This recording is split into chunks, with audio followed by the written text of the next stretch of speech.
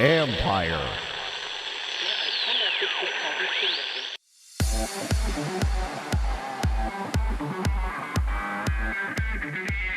With everything going on, peak performance is not easy to achieve. As we can all relate to, it's really when the high-profile athletes start to discuss the role that mental health plays and how they perform, that now we have more inclusivity of mind and body. That's Dr. Lee Picariello, whose Mindful Athlete Training Program is helping athletes of all levels get into their zone. This is the Future Sport Podcast. I'm Bram Weinstein.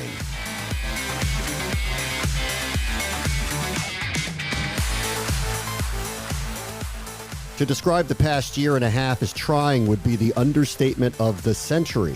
There have been some great unintended consequences, though. Some of the most accomplished athletes on the planet, they're willing to share that they too deal with emotional issues. And for Dr. Lee Picariello, it's been revelatory to see the internal growth become public, which is part of the work that he does to get players and athletes to perform no matter what.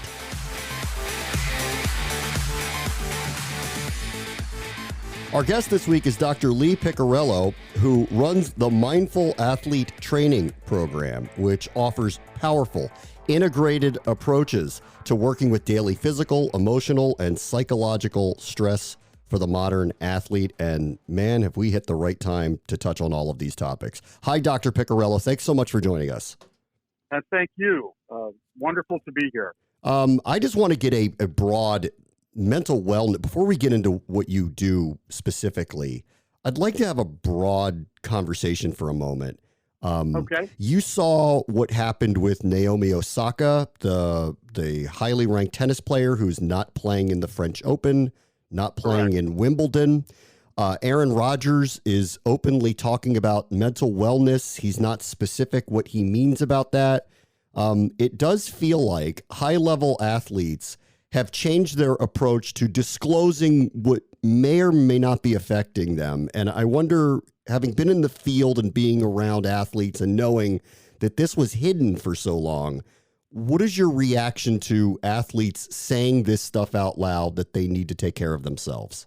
Well, I think first and foremost, it's part of the movement of the new age athlete. And I almost want to finally throw my hand. I want to, quickly climb to the top of my building, throw my arms outstretched and say, finally someone is starting to talk about it, someone of high profile, because as we can all relate to, it's really when the high profile athletes start to discuss the role that mental health plays and how they perform, that now we have more inclusivity of mind and body. I think it's a groundbreaking movement by these athletes that are starting to talk about their mental wellness, their mental health, really, in the same capacity that they would a physical injury. Because for the longest time, the mind and the body, the physical and the mental, have always been mutually exclusive. But as a sports psychologist, as really an expert in human behavior, you start to recognize that not only are they correlated, but they can't ever really be separated. These are the conversations that have been going on behind closed doors for decades, where athletes now, if you remember Kevin Love in the NBA, he came out with an anxiety disorder diagnosis, and he shared that perspective. There's been NFL players that have spoken of psychological diagnoses. To speak to Aaron Rodgers, he was actually quite careful. I think he was also quoted as saying that he wasn't, in fact, depressed. That's right. That he's in a holistic capacity. But what that translates to me is more all of the other intangible, quote, intangible aspects of human performance, stress management, attention and focus, comprehension in the moment. All of these cognitive and emotional components that, when comprised together, really make up an integrated athlete. But very often when the mental wellness profile is overlooked, we now start to compartmentalize the athletes and only see them as individual physical skill sets. So I think that not only is it a movement for athletes, but hopefully like most things, when it comes from the top, that hierarchy will trickle down. Now it'll be more digestible, more palatable for the college athletes, for the high school athletes, for the scores of amateur athletes that are growing exponentially by numbers from year to year. We're finally going to hopefully get more permission to talk about the mental component that is so incredibly related to physical execution. And I want to ask you about COVID-19 for a moment as well for the athletes. Paul George was outstanding in the NBA playoffs this year. He unfortunately, his all-star teammate got hurt and the Clippers got eliminated. Last year, he was openly talking about, and the playoffs were in the bubble down in Florida at the time, at how the atmosphere and maybe the pandemic and all of the issues that went along with having to play through it affected him. As you kind of monitor not just athletes, but people in general, as we hopefully are really coming out of the pandemic, what were the issues that you saw associated with mental wellness over the last year and a half?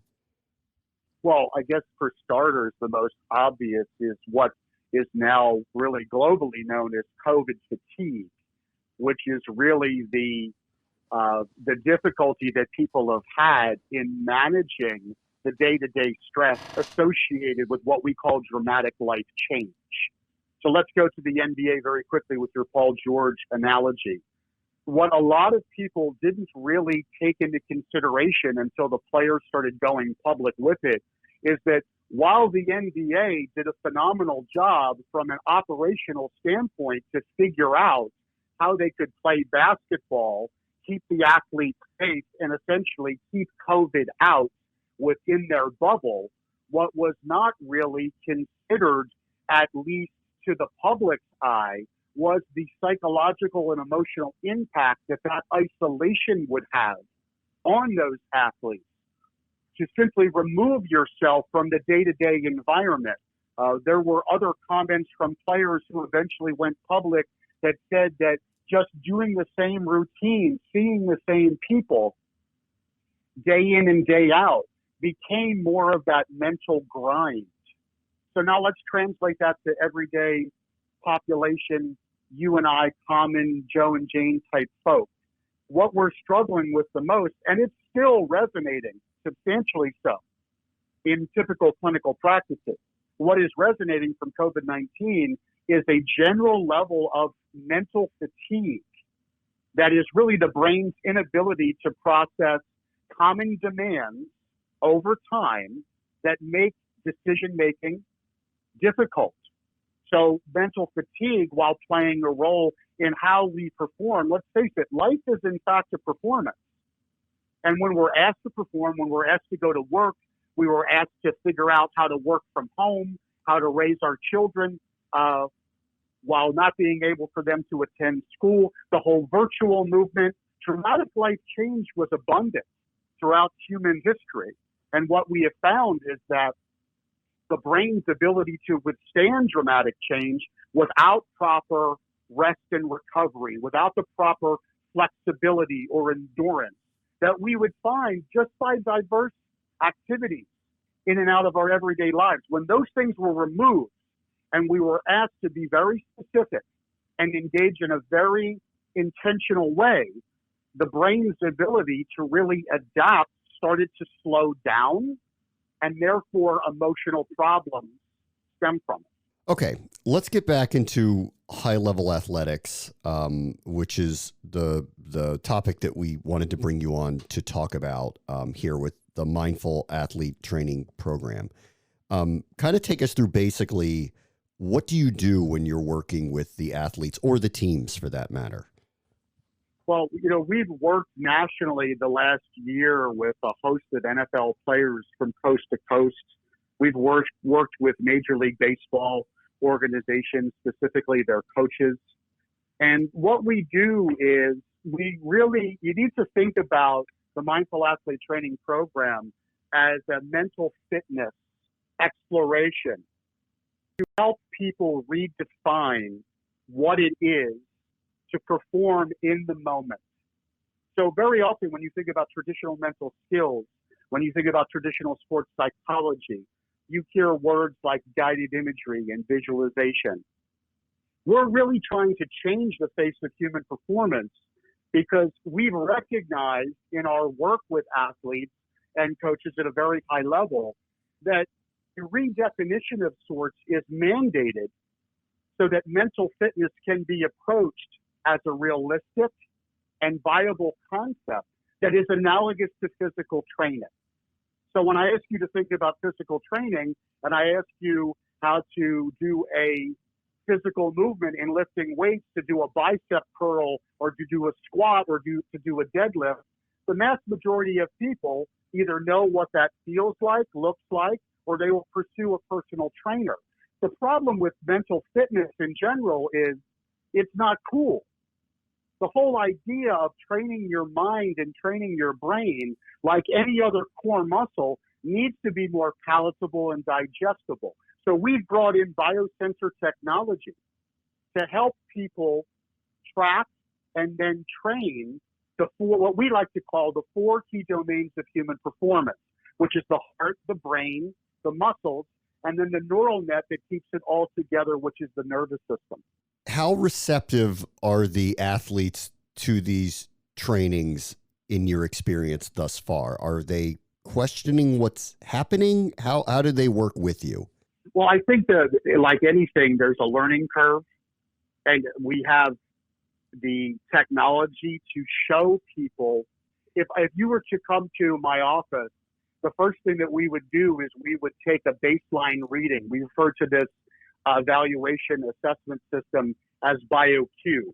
BioQ stands for bioquotient. So I kind of want you to think BioQ as the Rosetta Stone of mental fitness.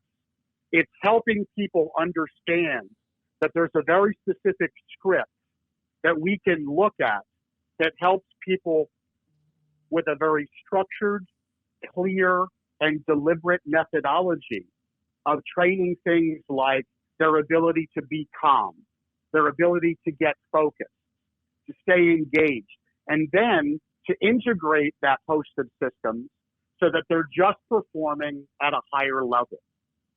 So when they understand this and we help them sort of bust through this ceiling that performance is limited, then they truly start to understand that through leaning into really the chaos of life that comes at us, when you think about traditional mental skills and you think about the concept of mindfulness-based meditation or relaxation training or deep breathing, the only way that you truly know that those training systems are having a direct impact on performance is when performance gets better.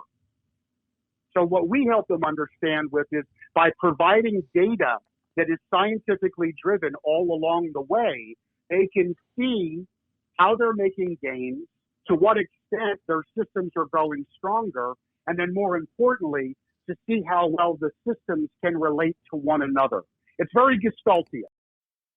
This episode is brought to you by HP Instant Ink. No one is reading your mind, but HP Instant Ink knows when your printer is running low and sends you new cartridges, so you never have to think about ink. Save up to 50%. You'll pay less than $5 a month for ink and never run out again. Find out if your printer is eligible and enroll today at hpinstantink.com. Conditions apply. For details, visit hp.com/instantink Spotify.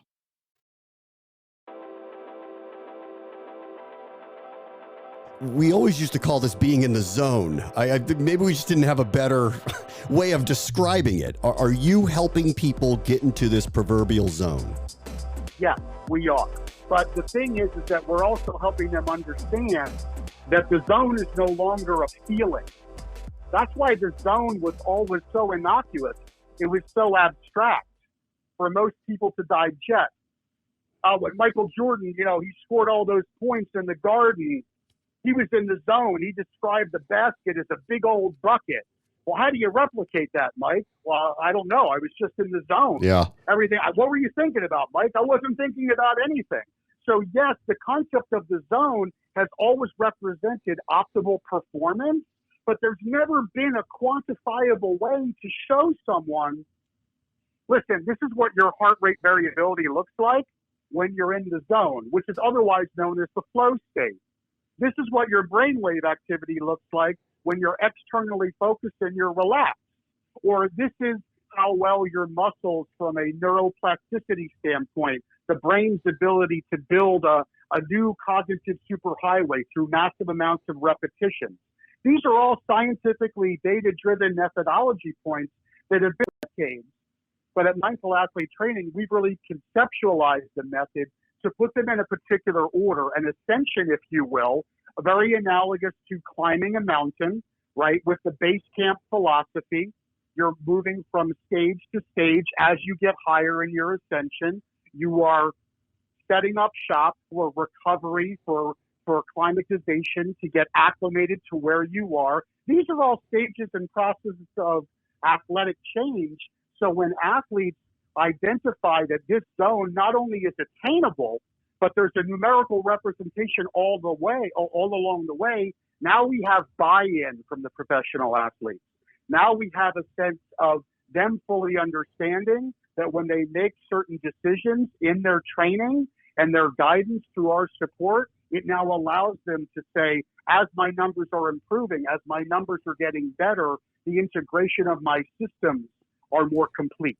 All right, so let me ask this then. I want to go back to Michael Jordan for a moment since you brought him up, because he, at least perceptually, might be the most competitive person we've ever come across, and that he really desired doing the things that he wanted to do.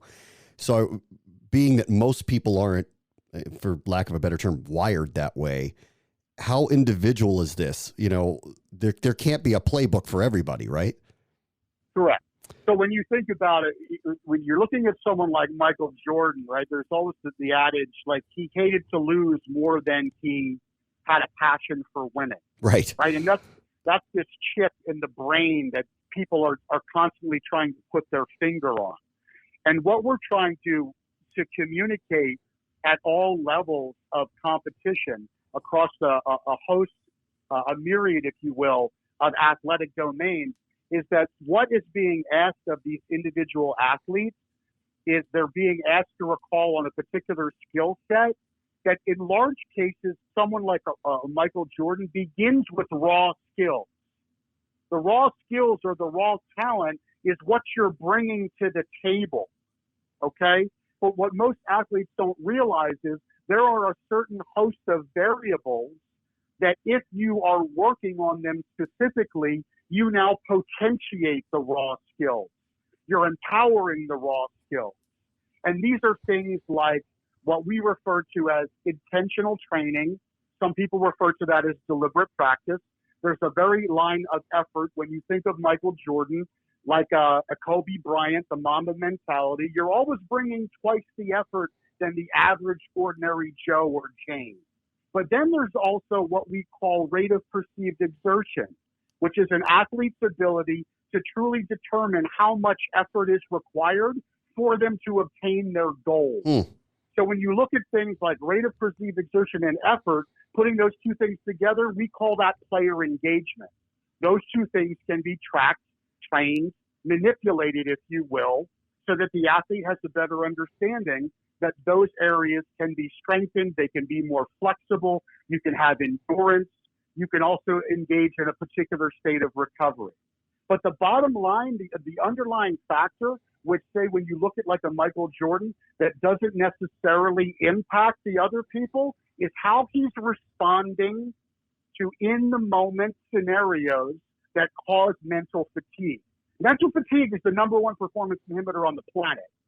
It could be for you, it could be for me, it could be on a random Thursday afternoon after a long holiday weekend. It could be for a baseball player after the All-Star break. It could be for a basketball player in Game 6 of the NBA Finals.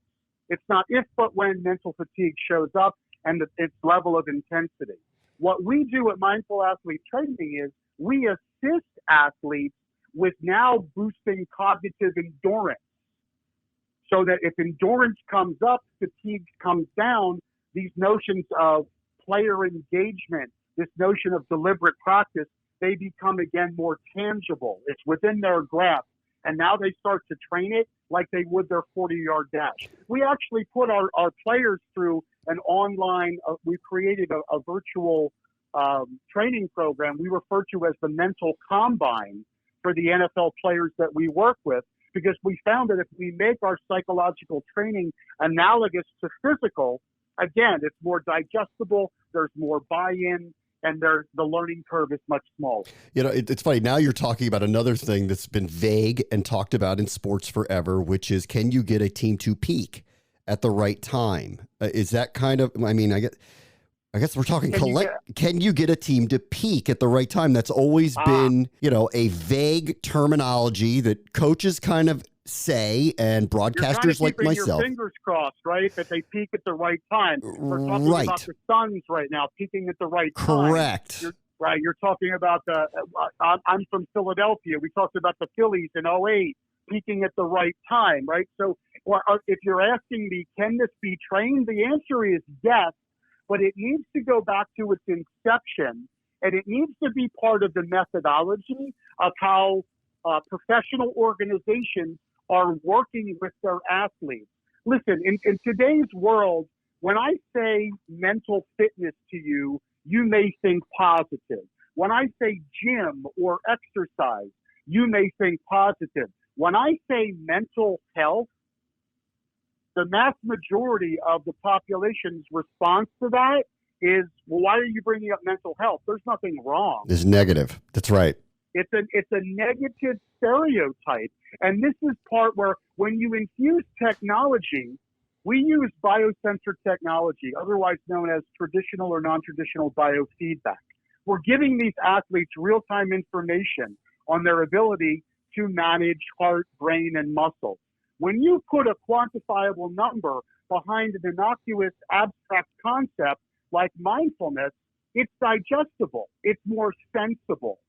So if you're training athletes the same way mentally as they have been physically, not when there's a problem, not in a reactionary standpoint, but proactively, in fact, in the beginning of the season, hey, guys, hey, gals, we're going to be training our brain like any other core muscle to maximize efficiency and accuracy so that your mind is just as strong as your physical body at the end of the year. Imagine a world, if that in fact existed, where there was just a greater sense of acceptance that the mental part of the game can be trained just like the physical one.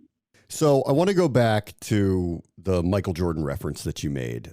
Everybody would love to have 15 Michael Jordans on their team, even if they're not as specifically physically talented as him, because of the mental wherewithal that we think he portrayed and his desire to win so badly, and maybe to your point, not lose. He refused to lose, and you want that. But in reality, that's not everybody. And I've had interesting proximity to Joe Gibbs when he came back for his second run with the Washington football team, and now with Ron Rivera as he coaches the team as I call their games. And they both talked about something a lot, which is you have to find people who love the sport. The reality is some of these very physically talented people that come to play there may not feel that way about their vocation. Do you work with them to try to maximize their physical gifts, even if it's not in this Michael Jordan, Kobe Bryant, I'm going to win and I need to be the greatest at this sport? The short answer is yes. We developed a performance theory that is holistically based, as I mentioned earlier, that makes the assumption that a certain level of raw skills is always being brought to the table. But when you look at things like how you practice and how you engage your sport, one can make the natural assumption that that has a lot to do with how much they enjoy it, the level of passion that they have, just their overall mindset, whether it's a fixed or growth perspective, once they become part of that organization. Part of what we do at Mindful Athlete Training is assisting athletes and helping them understand that raw skills will only get you so far, albeit that it more than likely in some cases got them to the NFL in Washington or the NBA in Philadelphia, like a Ben Simmons. His raw talent has gotten him where he is. But what Ben Simmons is struggling with is not a jump shot, but accepting that his mental game warrants the same level of respect that his physical one does. Because without the awareness, the problem exists, because whether Ben was aware of that or not, the media has brought it to his attention, plus the fan base. Without that awareness, there is no acceptance. But without truly accepting that mentality is something that can be trained, that can be applied the same way the physical can, there's no real application, which is what we refer to as that behavioral change. If you're not applying yourself, you can always go back and say, what is someone's level of awareness? What is someone's level of acceptance? Because when people are struggling with real behavioral change, it's not so much about being problematical. It's a lack of commitment to the other areas, prerequisites for behavioral change to take place. And that is coachable. But you have to be receptive to the notion that it can be taught. If the receptivity is there, it's like any other skill set that can be trained and it can be overlearned. It's fascinating.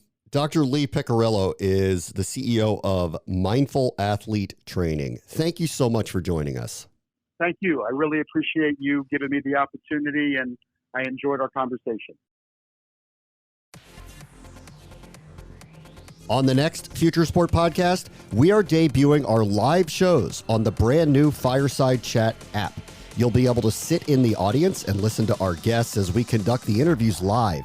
A chat is available to ask questions, which we may include in those interviews, and then the show will be back here for you to download at your convenience.